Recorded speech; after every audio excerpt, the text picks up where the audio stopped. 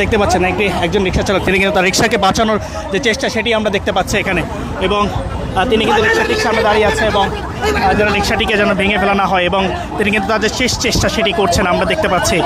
এবং স্যার সেটি তার যে গাড়িটিকে সেটিকে বাজেয়াপ্ত করা আছে, এবং আমরা দেখতে পাচ্ছি সে রিক্সা চালক তিনি কিন্তু অবশ্যই যে চেষ্টা সেটি তিনি এখানে করছেন।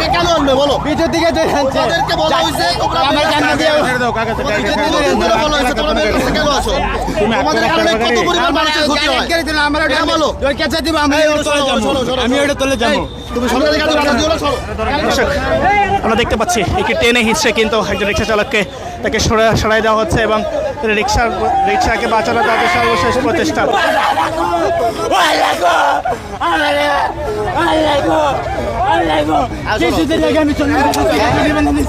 আমার একটা মেয়ে কি দিল অবস্থা, হাসপাতালে ভর্তি, আমি কি করব? আমি বাড়া গাড়ি চালাতে পারো না, আমি পাওয়ার গাড়ি চালাতাম, দেখে নিদি পাওয়ার গাড়ি চাপ কি করবো? আমি মেন্দুড়িলা বাবা, আমি মেন্দুড়িলা, আমার বিচারটা ধরে আনছে, আমি কখনই মেন্দুড় উঠিলা। আমি রাত 12টার পরে গাড়ি, 11টা সকালে 11টার পরে গাড়ি বাই করি, রাত 1টা 2টা বন্ধ চালাই। কিন্তু তুমি মেন রাস্তায় আইছো কেন? আমারে কও। তোমাদের এই কথাটা মায়া লাগে, কিন্তু মায়া দিয়া মানুষের জীবনের ক্ষতি করবে।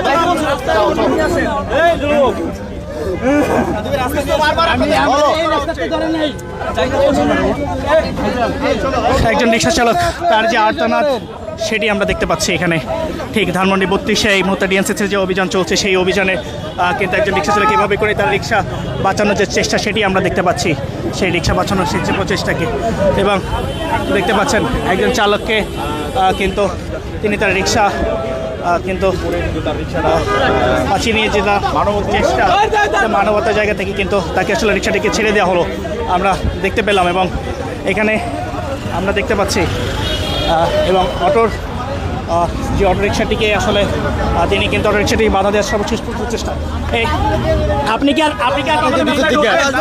আমি মেন রোড উঠিলাম, মেন রোড উঠবো না, আমি এটা নিজে আমি এটার প্রতিবাদ। আর কখনো মেন রাস্তা আসবে না, মানবিক দিক থেকে তোমার। দর্শক